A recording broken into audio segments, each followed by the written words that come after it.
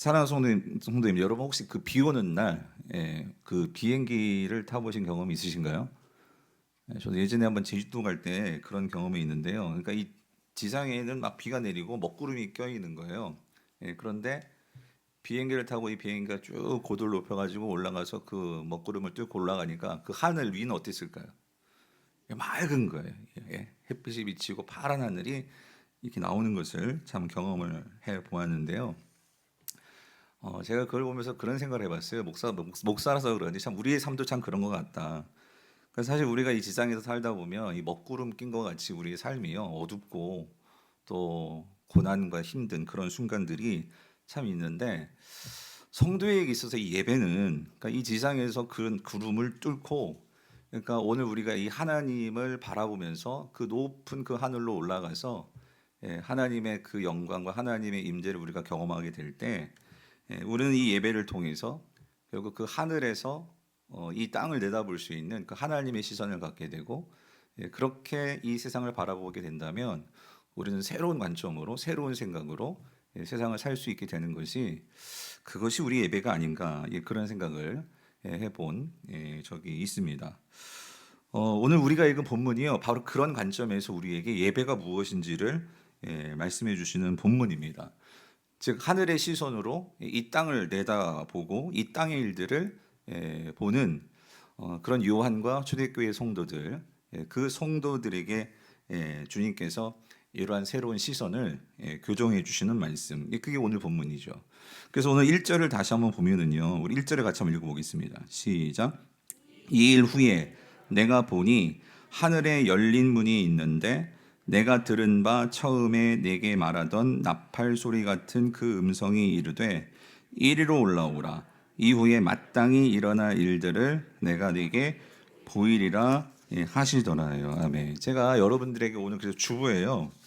여러분들이 오늘 이제 이번 주 이제 요한계시록을 여러분 읽습니다. 그죠? 그래서 요한계시록을 처음 읽으신 분들은 이렇게 어렵다는 생각을 가지실 수 있어요. 근데 지난 금요일 날 여러분들 혹시 못 오신 분들도 그 금요일 설교는 꼭 한번 들어보셨으면 좋겠어요. 이렇게 듣고 이번 주 요한계시록을 읽으면 조금 더 여러분들이 좀 수월하게 읽으실 것 같고 오늘 본문 안에 이 그 주보 안에 이 요한계시록의 구조라는 요 이 핸드아웃 넣어드렸어요. 이거를 좀 가지고서 좀 글이 좀 작긴 하지만 여러분 성경 읽으시면서 요한계시록 요 구조를 좀 보시고 읽으시면 도움이 될 텐데요. 요한계시록은요, 여러분 크게 네 가지 환상이 담겨 있는 말씀입니다. 그래서 오늘 본문에서 여기 2일 후에 그랬잖아요. 2일 후에는 그러니까 첫 번째 환상을 보고 난 후에예요. 그래서 요한계시록 1장부터 이 3장까지가 요한이 본 첫 번째 환상의 이야기예요. 그리고 나서 이제 오늘 보면 4장부터 해서 16장까지가 두 번째 환상. 그리고 여러분들 보여드린 나눠드린 것을 보시면 세 번째 환상이 거기 보시면 17장부터 20장까지 그게 세 번째 환상이고 네 번째 환상은 21장부터 이제 25장까지 22장까지 거기가 이제 네 번째 환상인데 지금 시간 관계상 이걸 다 설명드릴 수는 없고요. 그래서 금요일 날 말씀드렸어요. 그 설교를 참고해 주시고요. 그래서 여기에서 여러분이 기억하실 것은요, 이 환상들은요 다 연결이 되어 있습니다. 연결고리가 있다는 거, 그것을 여러분이 생각해 보시고, 그래서 오늘 첫 번째 환상에서의 내용은 1장부터 3장인데 거기서 요한이 뭘 보냐면은요, 영광스럽고 찬란한 예수님의 모습을 봅니다. 예. 그러니까 그 예수님은 지금 우리가 이제 크리스마스를 맞는데 처음으로 이 땅에 오신 예수님의 모습은 아주 약하고 어떤 면에서 낮고 천한 그러한 이 마국간에서 태어나신 어린 아기의 모습이었지만 이제 다시 이 땅에 오실 그 영광스러운 예수님의 모습은요 심판주의고 만왕의 왕이시고 권위와 능력과 권세를 가지신 그 영광스러운 모습이 여러분 1장에 나와요.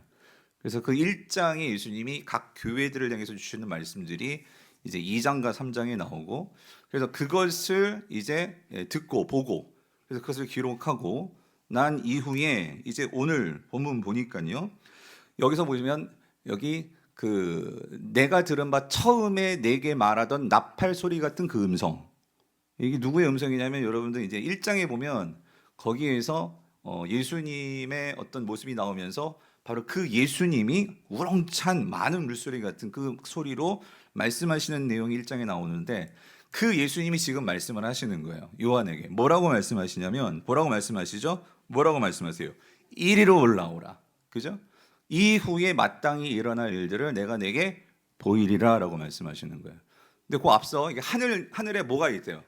열린 문이 있다. 이 말은 이제 하늘이 열리고 거기에 저 하늘 성전이 이제 보이는 거예요. 천상이 보이는 거예요. 거기에 이제 하나님과 어린 양 예수 그리스도가 계시는데, 거기에서 보좌에 계신 이 어린 양 예수님이 말씀을 하시는 거죠. 이리로 올라오라고. 누구 보고?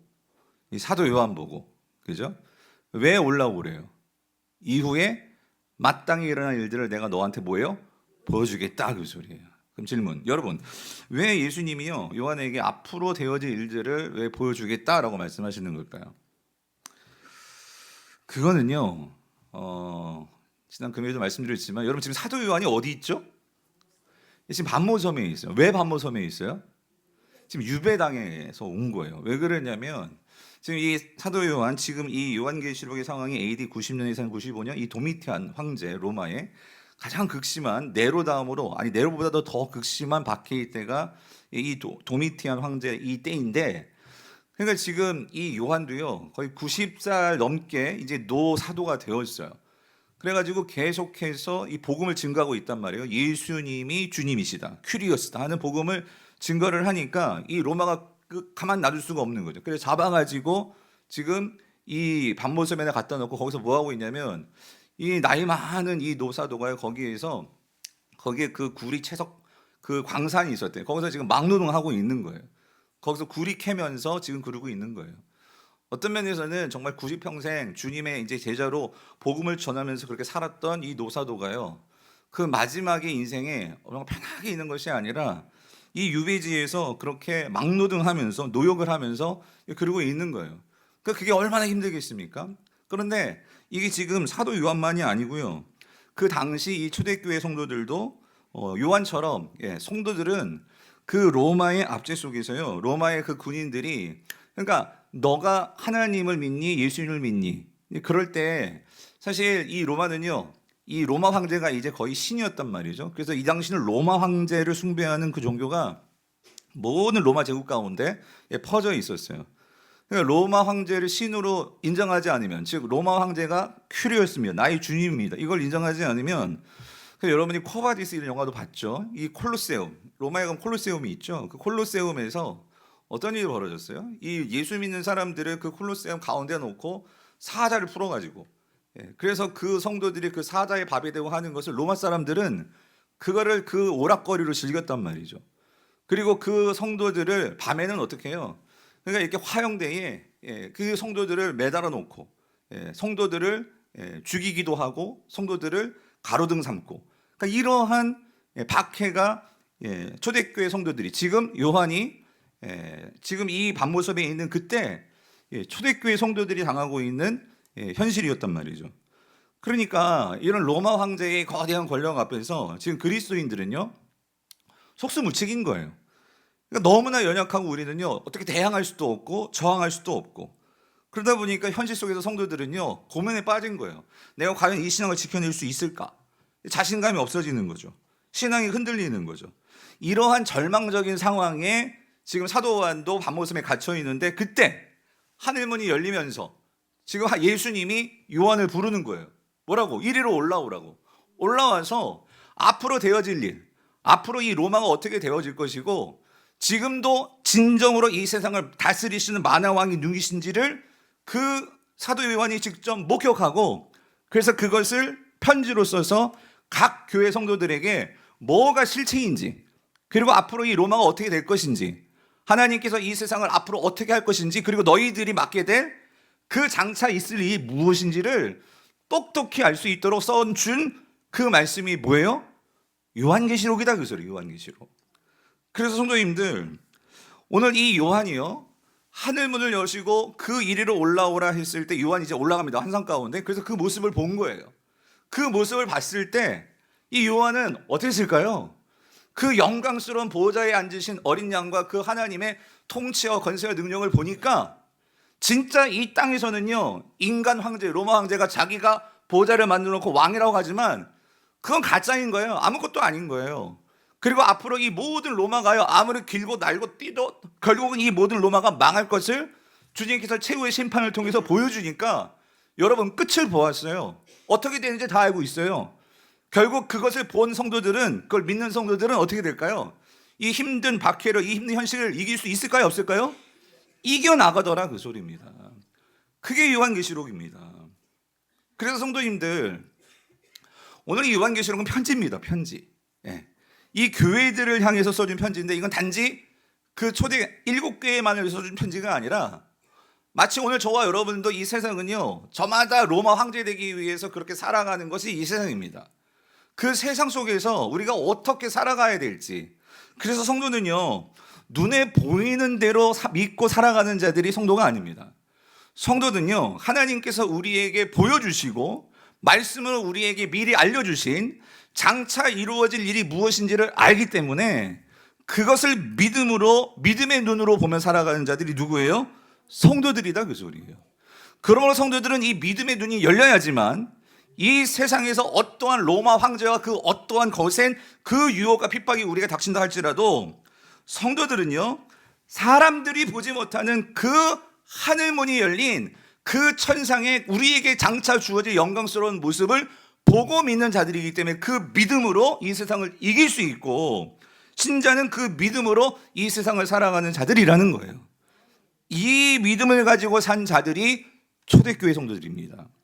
그래서 성도님들, 사실 그렇잖아요. 어떻게 이러한 박해와 고난을 이기면서 그들도 똑같이 예수님을 따랐던 자들이에요.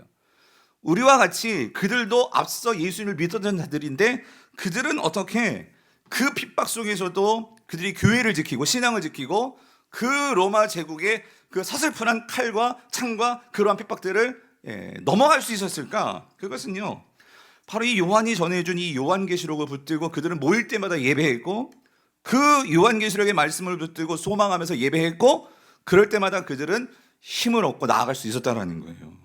그래서 성도님들, 이 지도를 한번 보세요. 이 지도를 보시면은요, 좀 흐릿하지만 여러분 이 점을 좀 중심에 보시면 돼요. 이게 뭐냐면은요, 이게 지금 사도 요한이 지금 요한계시록을 쓸 당시에 1세기 말의 교회 분포도예요. 교회 분포도. 1세기 말의 교회는요, 요 정도였어요. 여기가 지금 히브리, 이게 이스라엘이고요. 여기가 이스라엘이고, 여기가 지금 요한계시록에 나오는 그 7교회들이 모여 있는 이게 소아시아 지역이에요. 그 여기가 마게도냐, 여기가 이제 빌립보, 데살로니가고요. 여기가 로마입니다. 그러니까 1세기 당시에는요, 요 정도 교회들이었어요. 그런데 이 교회들이 지금 뭐 하고요? 핍박을 당하고 있는 거예요.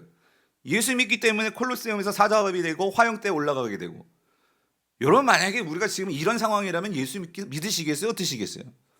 그런데 이러한 때에 지금 하늘문이 열리고 장차 있을 일을 요한에게 보여주셔서 그 요한계시록이 이 지역에서 편지로 돌아가면서 성도들이 읽은 거예요.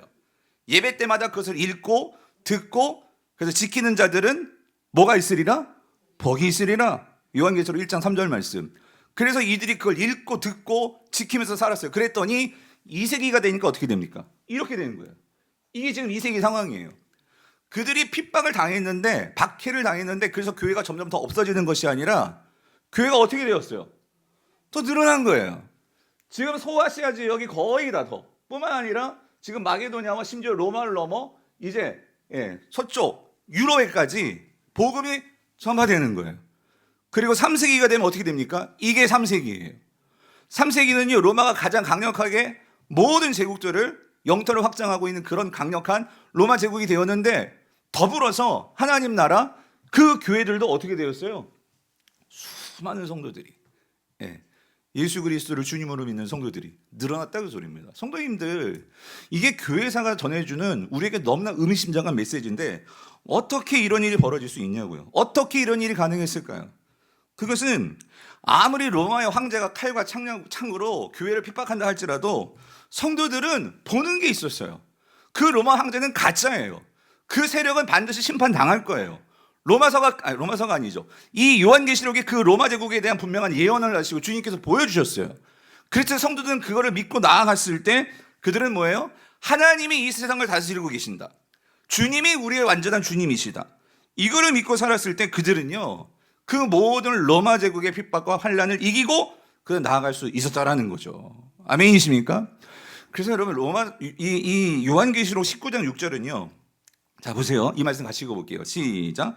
또 내가 들으니 허다한 무리의 음성과도 같고 많은 물소리와도 같고 큰 우리 소리와도 같은 소리로 이르되 할렐루야 주 우리 하나님 곧 전능하신 이가 통치하시도다. 여러분 19장은요. 여러분 그 나눠드린 나중에 그 집에 가서 꼭 보세요.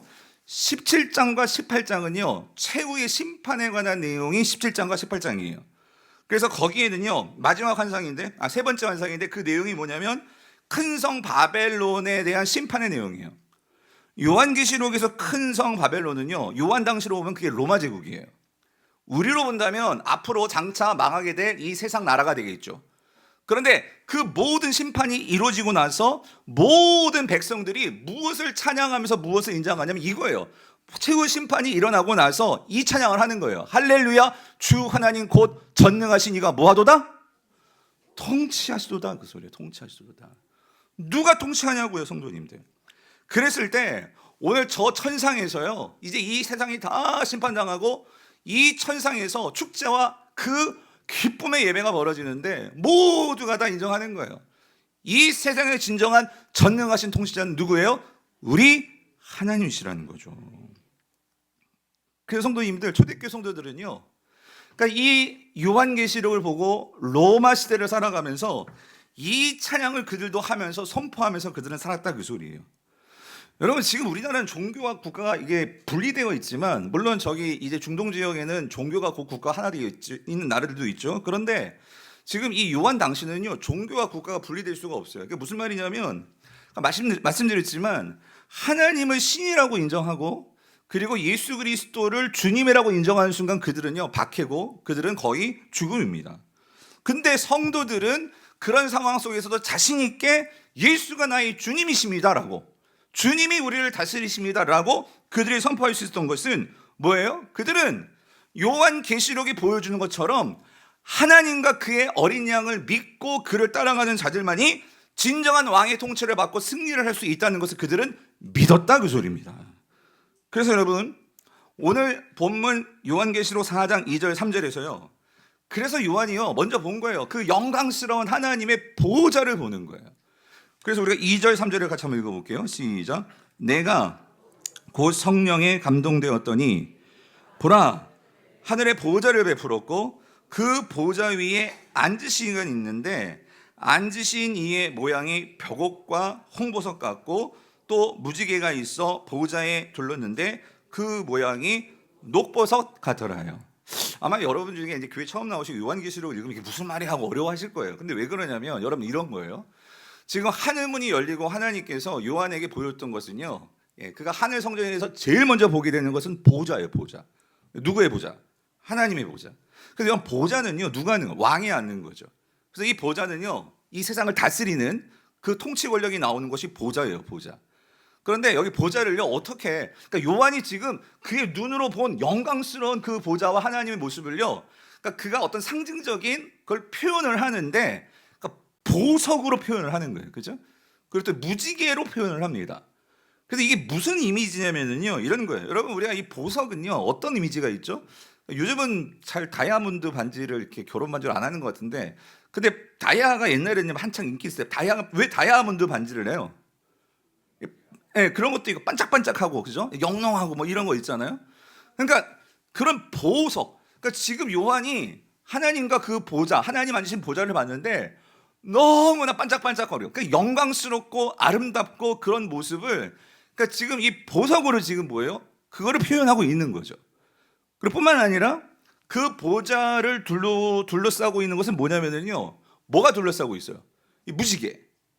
근데 여러분 성경에서 무지개는요. 어떤 이미지냐면 그 우리가 창세기에서 처음 무지개가 나타나죠. 언제 나타나요? 노아의 홍수 후에 하나님께서 약속을 하시죠. 내가 다시는 너희들을 물로 심판하지 않겠다.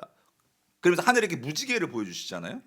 그래서 이 무지개라는 것은 그러니까 하나님의 어떤 그런 신실하심과 언약을 반드시 지키시는 그런 하나님의 그런 이미지란 말이에요. 그러니까 요한이 이런 거예요. 쉽게 말하면은요, 하늘문이 열리고 하늘 성전의 보좌와 그 위에 앉으신 하나님을 보았는데, 그러니까 그 모습이 너무나 찬란하고 너무나 영광스러운 모습에 압도당한 거예요. 그래가지고 그 하나님께 완전히 그 마음이 다 사로잡혀 버린 거예요. 이 하나님을 따를 수밖에 없고 그 하나님을 신뢰할 수밖에 없어. 이건 너무나 확실해. 그거를 요한이 보았고 그거를 요한계시록에 기록이 되어서 그 하나님이 진짜 보좌에 앉으신 왕이심을, 온 세계를 다스리시는 진정한 왕이심을 지금 요한이 지금 이렇게 표현을 하고 보여주고 있는 거죠. 그러니까 여러분 보세요. 이러한 하나님을 보았고 진짜 보좌를 받고, 그러니까 여러분 이 땅에서는요 그 보좌에 지금 누가 앉아 있죠? 로마 황제가 앉아 있는 거예요. 그런데 보니까 그 로마의 황제의 보좌하고는 비교가 안 되는 거예요.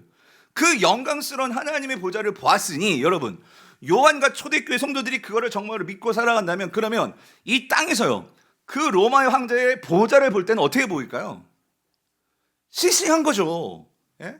시시한 거죠. 정말 엄청나게 크고 영광스러운 보좌를 본 이상 그 땅에 있는 그러한 보좌들이 가짜이고, 그러한 보좌를 따라가는 삶은 결국 헛되다는 것을 알지 않겠습니까?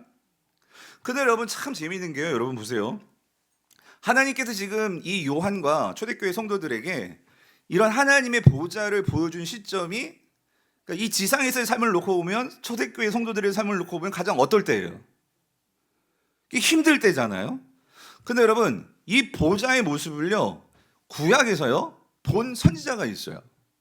동일한 모습을 본 선지자가 있어요. 여러분 리딩지어스 했잖아요. 누가 봤을까요? 기억나세요? 누구? 에스겔이 봤습니다. 에스겔 선지자. 여러분 에스겔 1장을 보세요. 에스겔 1장 26절 28절을 보면은요, 자 보세요. 그 머리에 있는 공창 위에 뭐가 있어요? 보호자의 형상이 있는데, 이게 무슨 말이냐면 에스겔도 뭘 봤어요? 그래서 여러분 에스겔 1장 1절 2절 보면 하늘문이 열립니다. 에스겔 1장이 딱 시작되면서 하늘문이 열려요. 하늘문이 거기서도 열리고 이 에스겔이 하나님의 보좌를 보는 거예요. 근데 이 에스겔도 어떤 보좌를 봤냐면, 보좌를 봤는데 에스겔도 동일하게 표현을 하죠. 보석 같은. 그래서 보호자의 형상이 있는데, 그러니까 보호자에 앉아 계신 분이 있는데 그 모양이 어떠세요? 남보석 같다. 남보석이 뭔지 아세요? 몰라도 돼요. 중요한 거는 보석 같다는 거는 그만큼 영롱하고 찬란하고 이제 그 모습을 보았다 그 소리예요. 근데 또 동일하게 28절에 그 사방 광채의 모양을 뭐로 비유하냐면, 뭐로 비유해요? 비 오는 날 구름에 있는 무지개. 무지개 아름답죠 여러분. 예. 그래서 애들은 무지개 떡 좋아하더라고. 예, 죄송합니다 여러분. 예, 무지개 아름다움. 예? 그런 무지개 같다. 근데 여러분 여기서 중요한 포인트는 이거예요. 근데 에스겔이 지금 이런 하나님의 보좌를 어디서 봤을까요? 이스라엘 땅에 있을 때 봤을까요? 어디 있을 때 봤을까요? 여러분 지금 하늘문이 열린 곳은, 에스겔은 어디서 하늘문이 열린 거예요? 바벨론의 포로로 끌려가서 그 바벨론 땅에서 하늘문이 열린 거예요. 에스겔은 이스라엘에 있었다면 그는요 하나님의 제사장으로서 하나님의 성전에서 일할 사람이었어요. 그들을 포로로 끌려가면서 자기 직장 다 잃었고요, 미래가 보이지를 않아요. 그런데 그 바벨론 포로지에서 뭐가 열렸어요? 하늘문이 열렸어요. 지금 사도 요한은요 어디에서 하늘문이 열렸어요? 반모섬 유배지에서 하늘문이 열렸어요. 공통점이 뭡니까? 모두가 다 가장 절망스럽고 가장 모든 것이 미래가 보이지 않는 그러한 가장 힘든 때에 하나님은 뭘 보여주세요? 하나님의 보좌를 보여주시는 거예요. 왜요? 속지 말라고. 눈에 보이는 현실에 속지 말라고. 그것에 마음 다 빼앗겨서 절망하면서 너희들 거기서 자포자기 하지 말라고. 하나님은 가장 힘든 순간에 하늘문을 여시고 그 하늘 보좌를 보여주더라는 거예요. 사랑하는 성도님들, 오늘 예배가 그런 곳이에요. 오늘 예배는요, 오늘과 영적인 눈을 뜨고 저 하늘을 바라보면 여러분의 삶에 지금 모든 것이 다 막혀 있어요. 깜깜해요. 어디로 갈지 몰라요. 근데 이 예배를 통해서 오늘 에스겔과 이 사도 요한과 같이 이리로 올라오라 하나님 지금 말씀하십니다. 성령님을 통해서 여러분 마음속에 말씀하십니다. 그 말씀을 믿고 집중해서 하나님께 나아가는 자들은요, 그 하나님의 영광스러운 보좌를 믿음의 눈으로 보게 될 줄 믿습니다. 그럴 때 그들은요 이 세상에서 자포자기하지 않고 포기하지 않고 그 어린 양을 따라가는 성도들로서 살아가게 되더라는 거예요. 한 가지 더 놀라운 것은, 근데 에스겔은 보지 못했는데 요한만이 본 게 있었어요. 그게 뭐냐면 장차 되어질 놀라운 일인데 그게 오늘 본문 5절에 나옵니다. 5절에 같이 한번 읽어볼게요. 5절 같이 읽겠습니다. 시작. 보좌로부터 번개와 음성과 우레소리가 나고 보좌 앞에 켠 등불 7이 있으니 이는 하나님의 7영이라. 그래서 하나님의 7영은 성령을 말하는 거고요. 근데 여기서 우리가 여러분들이 그냥 지나가서는 안 되는 게 뭐냐면은 이 표현이에요. 보좌로부터 번개와 음성과 우레소리가 나고요. 자, 어디로부터 이런 게 나와요? 보좌로부터. 이게 무슨 의미인지를 여러분이 아셔야 돼요. 이게 무슨 말이냐면 여러분 아까 제가 말씀드렸죠. 요한계시록의 4가지 환상을 제가 왜 말씀드리냐면요. 이 4가지 환상은요. 첫 번째가 두 번째로 연결되고 두 번째가 세 번째로 연결되고 세 번째가 네 번째로 이렇게 다 연결이 되는데 이 두 번째 환상에서 가장 중요한 장이 4장과 5장이에요. 그래서 이 4장과 5장을 통해서 이제 여러분들이 두 번째 환상에서는요. 그야말로 요한계시록에서 가장 우리가 어떤 면에서는 어렵다고 하고 무섭다고 하는 그 심판의 이야기가 나옵니다. 7가지가 3개의 세트로 되어 있는 인심판, 나팔심판, 대접심판이 나오는데 이건 여러분 금요일에 설교를 꼭 한번 들어보세요.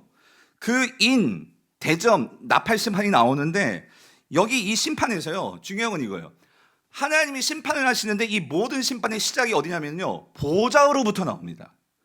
그러니까 보좌로부터 나온다는 것은 그 보좌에 누가 앉아 계세요? 하나님이 계세요. 이 모든 심판을 지금 누가 주관하시느냐? 하나님이 주관하고 계세요. 그리고 그 7가지 3개의 세트로 된 인, 나팔, 대접심판의 7번째 모든 심판들은요. 결국 최후의 심판을 말하는 거예요. 최후의 심판. 이 최후의 심판은 예수님 믿지 않는 이 세상 사람들은 그야말로 애곡하게 되는 그야말로 심판에 떨어지는 그러한 그 최후의 심판이고 성도들에게는 최후의 심판은 뭐예요? 구원의 심판입니다. 그런데 여러분, 자, 이 7번째 심판이요. 공통점이 있어요.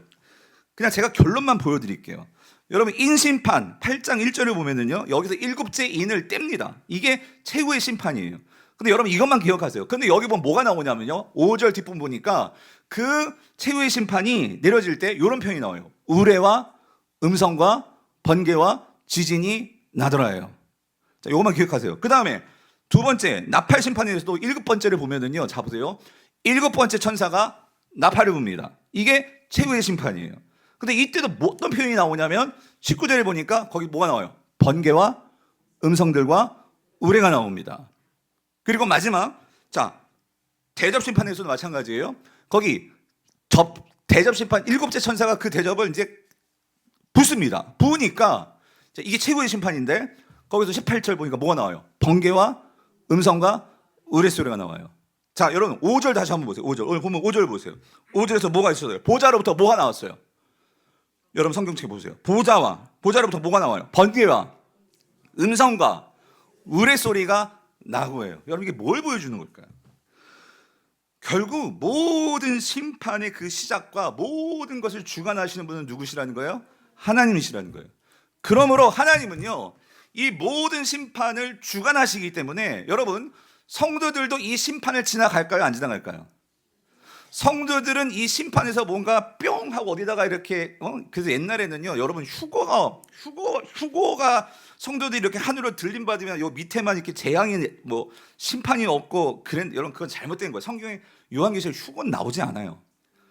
그런데 여러분 중요한 건 이거예요. 성도들도 동일하게 그러한 심판을 지나갑니다. 그러나 하나님은요 이 모든 심판을 주관을 하시는데 그 보좌로부터 이 심판이 나갈 때 이것이 보좌로부터 나오기 때문에 하나님은 그 성도들을 그 심판 중에서 하나님은 성도들은 어떻게 하실까요? 보호하십니다. 보호하신다는 거예요.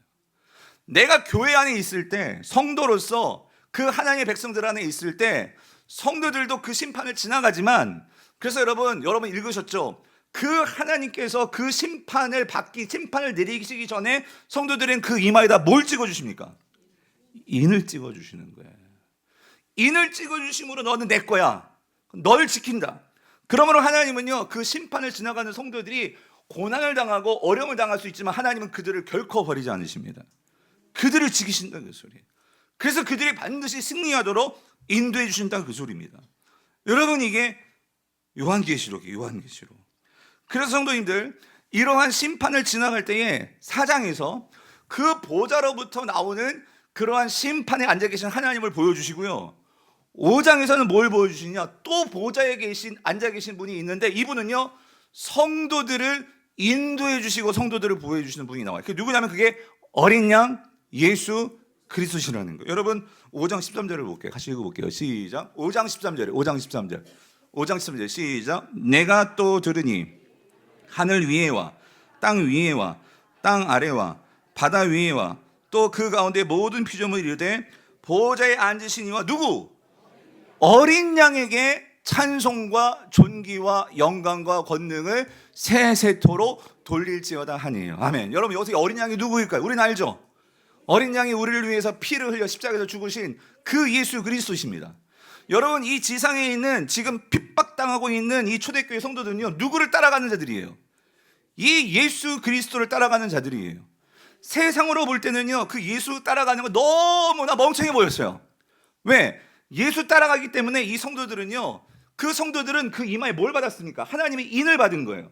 근데 여러분들이 요한계시록 13장에 보면요 거기서 뭐가 나오면 666이 나와요. 666은요 로마 황제에게 절을 하고 그리고 그 당시 내가 장사를 하려면 길드라는 조직에 들어가야 돼요. 길드에 들어가면요 길드는요 각각의 잡신들이 있었어요. 그 신들을 섬겨야지만 666이라는 그 인을 다시 찍어주는 거예요. 그런데 여러분 생각해 보세요. 내가 성도라면 이마에 뭘 받았어요? 하나님의 인을 받았는데 거기다가 어떻게 666을 또 찍을 수가 있겠냐는 거예요. 그러면 성도들은 그걸 거부한 거예요. 거부를 하니까 어떻게 해요? 로마 황제들은 너 666이 없네? 그래서 어떻게 해요? 사자밥이 되게 하고 그리고 아무리 장사를 하려고 해도 요즘으로 말하면 허가증을 안 내줘요. 여러분 요즘 대학생들 어디 가서 아르바이트 하려고 해도 카페 같은 데 가서 아르바이트 하려면 저 요번에 알았어요. 위생증을 받아야 된대. 위생증을 안 받으면 아르바이트도 못해요. 근데 위생증을 안 내주는 거야. 그러니까 돈을 벌 수 있습니까? 돈도 벌 수 없어. 여러분 이게 초대교회 성도들이에요. 그런데도 불구하고 그 당시 이 어린 양, 그래서 여러분 참 이게 요한계시록이요 우리에게 너무나 의미심장한 게 여러분 생각해 보세요. 그 하나님의 보좌에 있는데 그 예수님을요 사자라고, 유다의 사자라는 표현도 나와요. 그렇지만 어린 양이 보좌에 앉아있을 때는요 사자가 앉아있다고 그러지 않아요. 누가 앉아있대? 어린 양이 앉아있대. 어린 양이 어떤 이미지예요? 가장 약하고 가장 힘없고 그런 존재가 어린 양 아닙니까? 근데 요한계시록에는 그 보좌에 누가 앉아있어요? 어린 양이 앉아있는 거예요. 초대교회 성도들이 그걸 봤어요. 그걸 봤을 때 내가 따르고 있는 그 예수 그리스도가 이 땅에서 볼 때는 어린 양같이 사람들이 그렇게 시시하게 보고 미련하게 보고 거기서 돈이 나와? 무슨 힘이 나와? 그렇게 우리에게 욕할지 모르지만 그러나 내가 봤어요. 마지막에 그 어린 양이 어디에 앉아있다고요? 보좌에 앉아있단 말이에요. 여러분 누구를 따르시겠어요? 로마 황제를 따르시겠어요? 그 어린 양 예수 그리스도를 따르시겠습니까? 초대교회 성도들은요 그 어린 양을 믿고 그 어린 양이 인도하는 대로 따라가는 자들이 초대교회 성도들이었다는 거예요. 그래서 여러분 요한계시록 17장 14절 이렇게 말씀하십니다. 그들이 어린 양과 더불어 싸우려니와. 여기서 그들이 누구냐면요 이 세상에서 왕 되려고 하는 세상 임금들을 말해요. 쉽게 말하면 로마 황제들이에요. 그들이 어린 양과 싸운대요. 근데 보세요. 이 어린 양이 진짜 뭐냐면 뭐라고요? 만주의 주시요 만왕의 왕이심으로 그들이 이기실 터이요 또 그와 함께 있는 자들 곧 부르심을 받고 택하심을 받은 누구? 진실한 자들도 이기리로다. 누가 진실한 자예요? 그 어린 양을 끝까지 따라가는 자들이요. 내 이마에 그 어린 양이 인쳐 주셨기 때문에 나는 666을 받을 수가 없어. 끝까지 인침 받아서 그 인침 받은 인침 찍어주신 예수 그리스도를 따르는 자들이요. 그들이 진실한 자들이죠. 그들이 어떻게 된다고요? 이기리로다. 이기리로다. 그러면 여러분 요한계시록 7장 17절에 이렇게 말씀하십니다. 우리 같이 읽어볼게요. 시작. 이는 여기 보세요. 여러분 보좌에 누가 계세요? 어린 양이 계신단 말이에요. 어린 양이. 보좌 가운데 계신 어린 양이 그들의 뭐가 돼요? 목자가 되사 생명샘으로 인도하시고 하나님께서 그들의 눈에서 모든 눈물을 씻어주실 것입니다. 아멘. 사랑하는 성도님들, 예수 그리스도는 우리 어린 양 되시는데요 우리의 뭐가 되기를 원하시느냐? 목자가 되어주기를 원하신대요. 그래서 우리를 어디로 인도해 주고 싶대요? 생명샘으로 인도해 주고 싶으시다는 거예요. 그분은 생명샘이 어디 있는 줄 알아요. 그래서 오늘도 여러분들을 인도하시고자 여러분 이곳에 모이게 하신 거예요. 그런데도 우리가 세상에 나아가면요, 예수님을 따라가면 왠지 이게 망할 것 같아요. 왜? 어린 양이니까 힘이 없어 보여요. 뭔가 내가 성공 이렇게 가지고 뭔가 돈이 안 벌릴 것 같아요. 내가 이렇게 가지고는 이 세상 사람들처럼 안 하니까 내가 뭐 무슨 승진이 아무것도 안 될 것 같아요. 그런데 여러분, 그 어린 양은요, 우리가 진정으로 누릴 수 있는 생명샘이 어디 있는지 아시는 분이란 말이에요. 그러면 그분은 우리를 인도하셔가지고요, 결국 그 마지막에 오늘 우리에게서 눈물 콧물 다 뺏어가지고 우리를 그냥 모든 알매기를 싹 뺏어가는 그러한 세상의 그러한 임금들이 아니고요, 그 마지막에 우리의 모든 눈물을 씻어주시고 우리에게 참 평안을 주시고 참 안식을 주시는 그 사랑의 우리의 왕이 누구시냐면 어린 양 예수 그리스도시라는 거예요. 그러면 성도님들, 여러분 잊지 마십시오. 요한계시록은요 그냥 무서운 책이 아니에요. 이건 편지예요. 그 7교회 성도들, 힘들고 어려운 성도들을 위로해 주기 위해서 쓴 편지예요. 정말 힘들고 어려운 성도들에게 너희들이 이 땅을 어떻게 살아가야 될지에 대해서 소망을 주는 책이 요한계시록이에요. 그래서 요한계시록은요 우리에게 이거를 깨달아 주는 거예요. 말씀해 주시는 거예요. 너희들은 이 세상을 누가 진정으로 통치하는 줄 아니? 오늘 하나님이 저와 여러분들에게 물으시는 거예요. 오늘 저와 여러분의 삶을 여러분 누가 통치하신다고 여러분 생각하십니까? 여러분, 이 질문 너무나 중요한 질문이에요.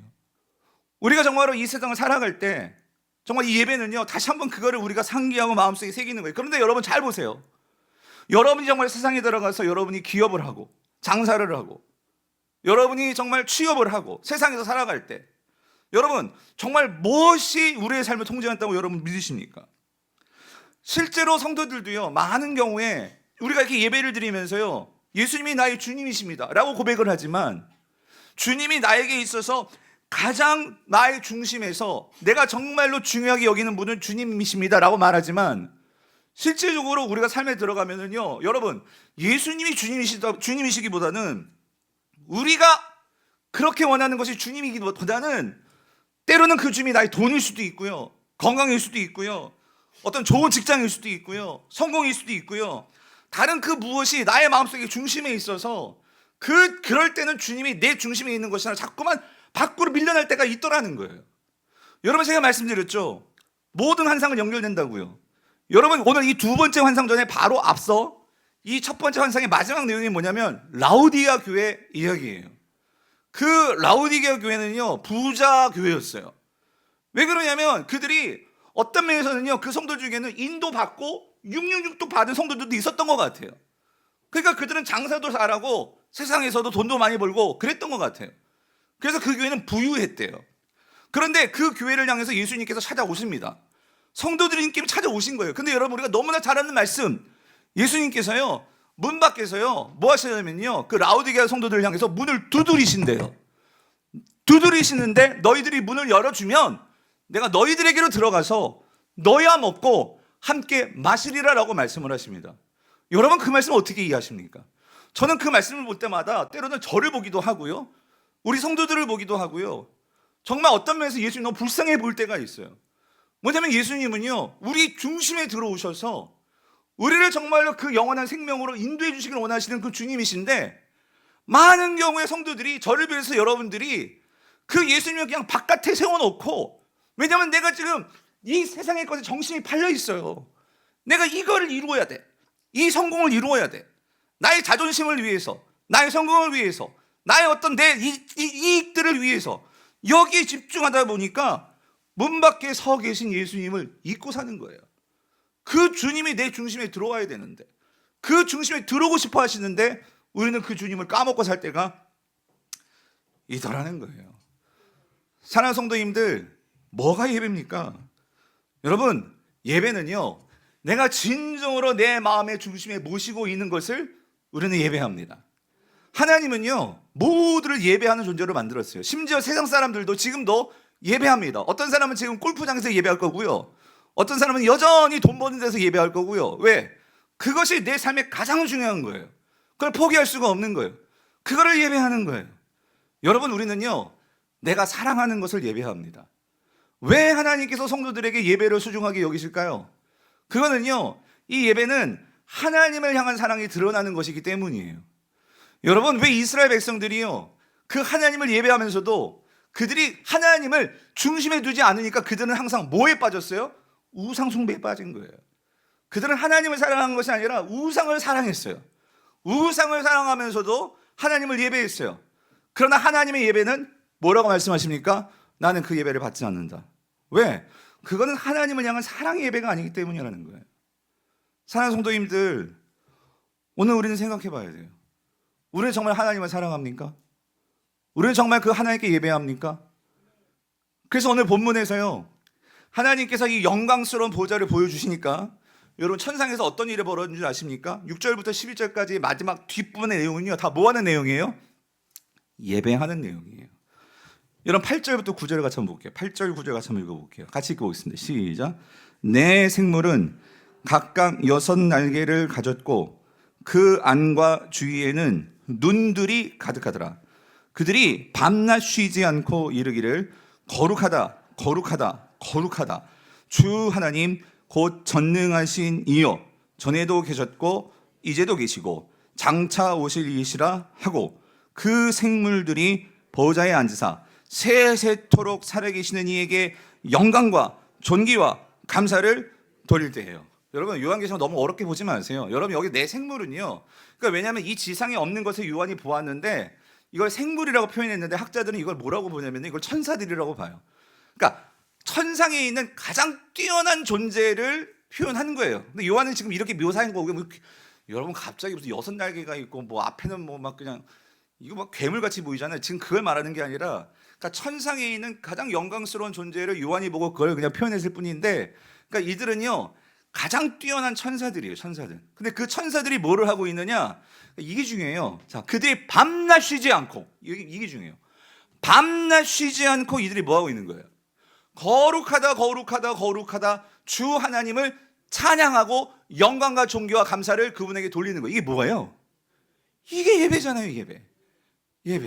근데 제가 이걸 보면서 제가 왜 웃냐면은, 여러분 생각해보세요. 여러분 천사들이, 그 영광스러운 하나님을 두고 천사들이 가장 최고의 존재인, 천상의 최고의 존재인, 그러니까 하나님이 만드신 피조물들 가운데 최고의 존재인 천사들이 그 영광스러운 보좌 앞에서 뭐 하고 있냐면, 뭐 하고 있다고요?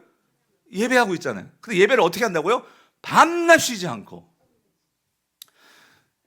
여러분 밤낮 쉬지 않고 하나님께 예배할 수 있으세요? 예배 1시간만 더 길어져도 막 그냥 여러분 못 견디시잖아요, 여러분. 근데 밤낮 쉬지 않고 예배를 한다. 이게 어떻게 가능할까? 근데 저가 이거 가능할 것 같아. 여러분 여기서 보여주는 이미지가 뭔지를 여러분이 깨달으시는 게 중요해요. 지금 이 천사들은요, 하나님의 그 영광스러운 모습에 압도당한 거예요. 그것이 너무나 좋고 너무나 재밌는 거예요. 그러니까 시간 가는 줄 모르는 거예요. 그러니까 밤을 새도 그것이 피곤치 않고 그것이 너무나 좋은 거예요. 제가 미국에 있을 때 여러분, 제가 한 6개월 혼자 갔었잖아요. 그래서 공부하니까 주말에 할 일이 없는 거예요. 그래가지고 어떤 집사님이 저희 어떤 처지를 사주시고 좀 긍휼히 여기셨는지 USB에다가 그 한국에서 아주 인기 있는 드라마를 다 넣으셔가지고 준 거예요. 근데 여러분 요즘은 뭐 그런 게 많잖아요. 넷플릭스로 그렇고 한 번에 막 모든 회가 다 있는 게 있잖아요. 예전에는요 이렇게 매번 이렇게 다 보지 못하고, 우리가 옛날에는 드라마 이번 주에 하나 두 개 나오면 그 다음 주 막 기다렸잖아요. 근데 여러분 하나 보고 나서 그 다음 거 막 기다리잖아요. 보고 싶어가지고, 그죠? 근데 그 집사님이 그러시죠. 근데 목사님, 근데 조건이 있어요. 이거 드리는데 이거 다 보면 안 된대. 예? 그게 무슨 말이었냐면, 이게 무슨 말인가 했어요. 근데 제가 그거를 이제 주말에 할 것도 없고 하나 봤어요. 봤더니 그 다음이 너무 궁금한 거야. 또 봤어요. 그 다음에 또 너무 궁금한 거야. 왜냐면 내가 뭐예요? 다 갖고 있잖아. 그래서 그냥 밤을 꼴딱 샜어요, 여러분. 제가 그때 깨달았어요. 이 본문 보면서 깨달았어요. 여러분 지금 천사들이 뭐 하고 있다고요? 밤낮 쉬지 않고 뭐 하고 있어요? 하나님을 예배하고 있어요. 여러분 우리가 하나님이 정말로 좋고 그 하나님의 영광에 사로잡히면요 예배를 끊을 수가 없는 거예요. 여러분 중독이 뭐예요? 끊을 수가 없으니까 중독이에요. 나쁜 것이 중독이기도 하지만 좋은 것이 중독이라면 우리에게 너무나 유익한 거겠죠. 여러분 마치 이런 거예요. 여러분 내가 정말 하나님이 좋고 은혜를 받으니까, 여러분 오늘 주일이 기다리셨습니까? 막 예배 드리고 싶어가지고 막 주일이 기다려지고, 그런 적 있으셨잖아요. 근데 여러분 만약에 오늘 또 주일이야. 오늘 또 주일이네. 여러분 그거는 뭐예요? 내가 이 하나님의 그 은혜와 영광스러움이 여러분에게 사그러든 거예요. 지금 이 천사들은요, 이 하나님의 영광스러움과 그 존귀가 너무 좋은 거예요. 그러니까 밤낮 쉬지 않고 이들은 뭐 할 수가 있는 거예요? 예배를 하고 있는 거예요. 근데 이 천사들뿐만 아니라 여러분 누가 예배하느냐? 이어지는 말씀 여러분 10절 11절 보세요. 10절만 먼저 읽어볼게요. 같이 읽어보겠습니다. 시작. 24장로들이 보좌에 앉으신 이 앞에 엎드려 세세토록 살아계시는 이에게 경배하고 자기의 관을 보좌 앞에 드리며 이르되, 이게 무슨 말이냐면 여러분 24장로는요 쉽게 말하면 모든 하나님의 백성들을 대표하는 거예요. 24장로만 예배하는 게 아니에요. 24장로는요 여기서 12는요 12 더하기 12가 24잖아요. 그래서 이 앞에 12는요 구약의 12지파를 말해요. 구약의 12지파는 결국 이스라엘 백성들이죠. 이건 구약의 교회를 말하는 거예요. 구약의 모든 백성들을 말하는 거예요. 그리고 12, 뒤에 있는 12는 여러분 예수님의 제자가 몇 명이었어요? 12제자들이잖아요. 그 12제자들을 통해서 오늘 누구까지 하나님의 백성이 된 거예요? 저와 여러분들입니다. 그러니까 여기서 24장로는요 그 구약의 모든 하나님의 백성과 그 신약에 오늘 저와 여러분을 포함한 하나님의 백성들, 그들을 다 포함하는 게 24장로들입니다. 근데 그 24장로들이 하나님의 영광스러움을 보고 그 내 생물, 하나님의 천사들이 예배할 때 이들도 같이 뭐를 하느냐? 그 보좌 앞에서 뭐를 하고 있는 거예요? 예배를 드리고 있는 거예요. 사랑하는 성도님들, 우리가 진정한 그 존귀하신 하나님, 영광스러운 하나님, 그 크신 하나님을 만나게 되면 우리는요 그 하나님 앞에서 예를 갖춰서 그분께 경배할 수밖에 없는 거예요. 그건 우리에게 큰 기쁨을 줍니다. 뿐만 아니라 여러분 여기서 한 가지 우리가 기억해야 되는 게 있는데요. 여러분 이 24장로들은요 하나님 나라 올라갔을 때 하나님이 그들에게 수고한 대로 그들에게 영광스러운 관을 씌워주셨어요. 그런데 그들은 다 자기의 관을 가지고 있었어요. 근데 하나님께 예배를 하는데 그들이 지금 뭘 벗어 던졌어요? 자기의 관을 보좌 앞에 내어 던진 거예요. 이게 뭘 의미하는 걸까요? 여러분 그 어느 누구도 하나님 앞에서 내 영광을 드러낼 수가 없어요. 영광을 드러낸다는 거 아니고요, 이들은요 그 존귀하신 하나님의 영광에 압도되니까 자신이 자랑하는 모든 것들, 나의 성공, 나의 부, 나의 어떤 자존심, 그 모든 것들 다 내어놓고 오직 누구에게만 누구에게만 경배를 드리는 거예요? 오직 하나님께만 지금 존귀와 영광을 올려드리고 있더라는 거예요. 사랑하는 성도님들, 예배는요 기억하십시오, 은혜 받기 위해서 예배 드리는 게 아니에요.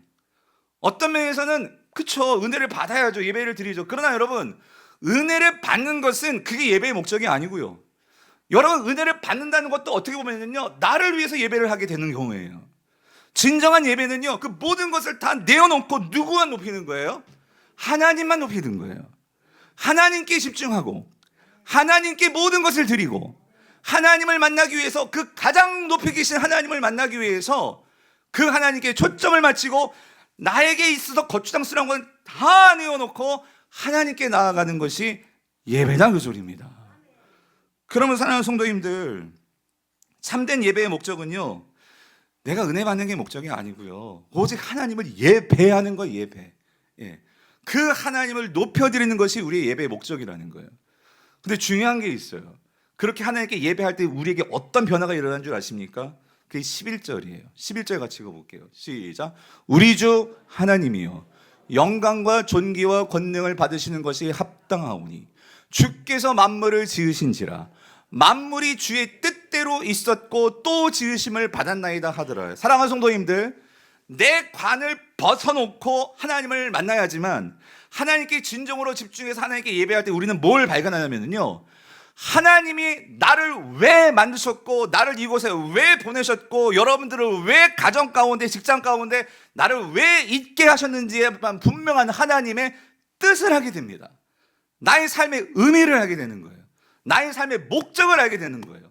그럴 때 내가 때로는 환난 가운데 있어도, 박해 가운데 있어도, 어려움 가운데 있어도 이 하나님의 뜻과 내가 왜 지어졌는지, 내가 왜 살아야 하는지, 내가 왜 목사고 장로고 권사고 집사인지, 그것이 분명히 아는 자들은요 어떤 환난과 시험과 역경이 와도 그 자리를 지켜내는 거예요. 지으심을 받은 대로 주님의 뜻 가운데 사는 자들이 되는 거예요. 이것을 어디에서 경험하는 거예요? 예배의 자리라는 거예요. 예배의 자리. 예배의 자리. 사랑하는 성도님들, 아마 여러분들 가운데 지금 너무나 힘든 상황 가운데 있는 성도들이 있는 거 저 알아요. 정말 살고 싶지 않고 너무나 힘들고 그냥 벗어버리고 싶고, 여러분 그런 성도님들이 계시다면 여러분은요 이 예배에 목숨을 거십시오.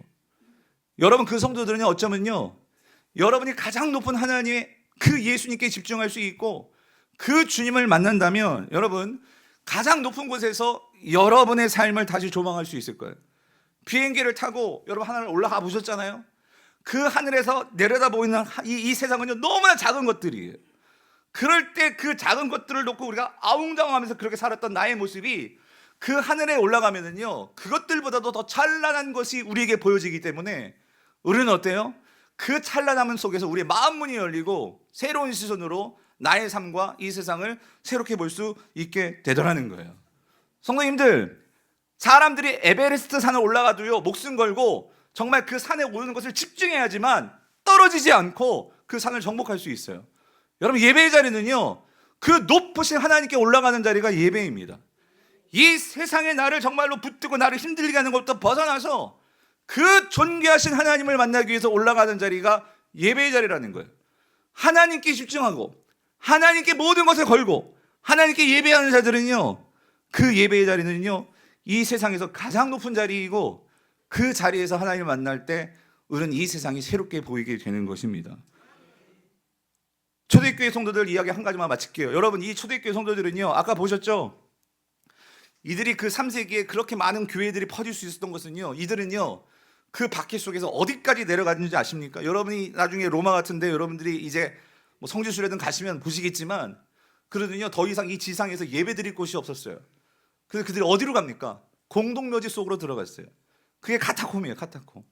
그 카타콤 가장 낮은 곳에 들어가서 이 성도들은요 요한이 적어준 이 요한계시록을 보면서 그 가장 낮은 곳에서 가장 높은 곳을 소망하면서 그 소망의 예배를 드렸던 자들이 우리의 선배, 우리의 초대교회 성도들이에요. 그 소망하는 예배를 드릴 때 그들은요 나중에 그 카타콤에서 나와서 정말 하나님께 영광스럽게 예배를 드릴 수 있는 그 은혜를 누리게 된 거예요. 그러나 여러분 그 은혜가 어떤 면에서는요 너무나 편해지니까 오늘날의 교회들이 타락하고 있는 거죠. 바라기는 우리 강부교회 성도님들은요 정말 오늘 이 소망하는 예배, 우리가 힘들 때 어려울 때 이 요한계시록이 주시는 이 메시지를 붙들고 여러분 우리에게는 이 어린 양이 있습니다. 어린 양을 따라가시는 자들 되셔서 오늘 이 세상에서 반드시 이겨내시는 오늘 저와 여러분 될 수 있기를 주님의 이름으로 축원드립니다.